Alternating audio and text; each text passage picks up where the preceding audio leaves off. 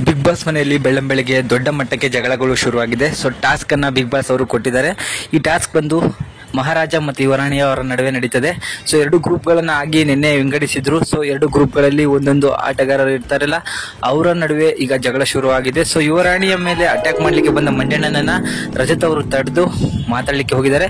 So ಈ ಟಾಸ್ಕಿನ ಹೆಸರು ಬಂದ್ಬಿಟ್ಟು ಮಣ್ಣಿನ ಅಸ್ತ್ರ ಅಂತ ಹೇಳಿ. ಎಲ್ರಿಗೂ ಕೂಡ ಆ ಮೇಲ್ಗಡೆ 3 ಪೈಪ್ಗಳನ್ನ ಹಾಕಿದ್ದಾರೆ. ಆ ಪೈಪಿಂದ ಒಂದು ಮಣ್ಣು ಬಂದು ಬೀಳತ್ತೆ. ಅದನ್ನ ನಾವು ಅಟ್ಯಾಕ್ ಮಾಡಿ ಎತ್ಕೋಬೇಕು, ಎತ್ಕೊಂಡೋಗಿ ನಮ್ಮ ಗ್ರೂಪ್ಗಳಿಗೆ ಕೊಡಬೇಕು. ಅವರು ಅದನ್ನ ರೌಂಡ್ ಆಗಿ ಮಾಡ್ಬಿಟ್ಟು ಚಿತ್ರವನ್ನ ಬಿಡಿಸಿ ಅಲ್ಲಿ ಜೋಡಿಸ್ಬೇಕಾಗತ್ತೆ. ಅದನ್ನ ವಿರುದ್ಧ ಟೀಮ್ ಅವ್ರು ಬಂದು ಹಾಳು ಮಾಡ್ಬೇಕಾಗತ್ತೆ. ಈ ತರ ಒಂದು ಟಾಸ್ಕ್ ಇತ್ತು. ಸೊ ಇಲ್ಲಿ ಧನರಾಜ್ ಅವರು ಬಂದ್ಬಿಟ್ಟು ಯುವರಾಣಿ ಅವರ ಟೀಮಿನಲ್ಲಿ ಮಾಡಿದಂತಹ ಎಲ್ಲಾ ಆಟಿಕೆಗಳನ್ನ ಅದನ್ನೆಲ್ಲ ರದ್ದು ಮಾಡ್ಲಿಕ್ಕೆ ಬರ್ತಾರೆ. ಸೊ ಆಗ ರಜತ್ ಅವರನ್ನ ತಳ್ತಾರೆ. ಅಲ್ಲಿಗೆ ಬಂದಂತಹ ಮಂಜಣ್ಣ ಅವರು ನೀನೇನ್ ದೊಡ್ಡ ರೌಡಿನಾ ಅಂತ ಹೇಳಿ ರಜತ್ ಅವ್ರನ್ನ ಕೇಳಿದ್ದಾರೆ. ಯಾರನ್ನ ನೀನು ರೌಡಿ ಅಂತಿದ್ಯಾ ಅಂತ ಹೇಳಿ ರಜತ್ ಅವರು ಮಂಜಣ್ಣನ ವಿರುದ್ಧ ಹೋಗಿದ್ದಾರೆ.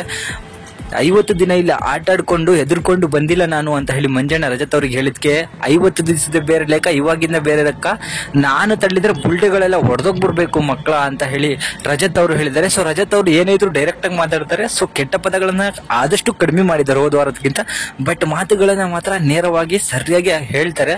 ಸೊ ಅದು ಕೂಡ ಸಿಕ್ಕಾಪಟ್ಟೆ ಇಷ್ಟ ಆಯ್ತು. ಮಂಜಣ್ಣನ ಈಗ ಹೆದರ್ಸ್ಲಿಕ್ಕೆ ಇರುವಂತಹ ಯುವರಾಣಿ ಟೀಮಲ್ಲಿ ಒಬ್ಬ ವ್ಯಕ್ತಿ ಅಂತ ಹೇಳಿದ್ರೆ ಅದು ರಜತ್ ಮಾತ್ರ. ಸೊ ಶಿಶಿರ್ ಆಟದಲ್ಲಿ ತನ್ನಷ್ಟಕ್ಕೆ ತಾನು ಆಡ್ತಾನೆ, ಅವನಿಗೆ ಆಗೋಷ್ಟು 100% ಅನ್ನ ಕೊಡ್ತಾನೆ. ಬಟ್ ಇವರು ಮಾಡೋ ರ್ಯಾಶ್ ಆಟಕ್ಕೆ ಅವನು ಬಲಿ ಆಗ್ತಿರೋದಂತೂ ಕಣ್ಣು ಮುಂದೆ ಕಾಣ್ತಿದೆ. ಬಟ್ ರಜತ್ ಅವರು ಕೂಡ ರ್ಯಾಶ್ ಆಗ್ಬಿಟ್ಟು ಮಂಜಣ್ಣನ ಜೋರಾಗಿ ತಳ್ಳಿರೋದ್ರಿಂದ ಪ್ರಾಪರ್ಟಿಗಳು ಕೂಡ ಡ್ಯಾಮೇಜ್ ಆಗಿರುವಂತದ್ದು ಕಾಣ್ತಿದೆ. ಅದರಿಂದಾಗಿ ಧನರಾಜ್ಗೂ ಕೂಡ ಎಳೆದು ಬಿಸಾಕಿರುವಂತಹ ರಜತ್ ಅವ್ರಿಗೆ.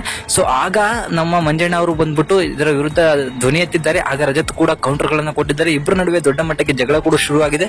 ಸೊ ಯಾರ ಟೀಮ್ ಗೆಲ್ಲಬೇಕು ಅಂತ ಹೇಳಿ ಇದುವರೆಗೂ ಯಾರಿಗೂ ಕೂಡ ಗೊತ್ತಾಗ್ತಿಲ್ಲ. ಯಾಕಂತ ಹೇಳಿದ್ರೆ ಎರಡು ಟೀಮಲ್ಲೂ ಕೂಡ ಕ್ಯಾಪ್ಟನ್ಶಿಪ್ ಓಟಕ್ಕೆ ಹೋಗ್ಬೇಕಾಗಿರೋದು ಇಬ್ರು ಕೂಡ ಹೋಗ್ಬೇಕು. ಸೊ ಅದಕ್ಕೋಸ್ಕರ ಕಾಯ್ತಿದ್ದಾರೆ.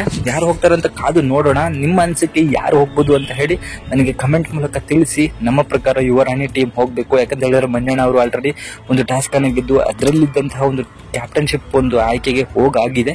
ಸೊ ಉಳಿದಂತೆ ಯುವರಾಣಿ ಟೀಮಿಂದ ಹೋದ್ರೆ ಒಳ್ಳೇದು ಅಂತ ನಮ್ಮ ಅನಿಸಿಕೆ. ನಿಮ್ಮ ಅನಿಸಿಕೆ ಕಮೆಂಟ್ ಮಾಡಿ ತಿಳಿಸಿ.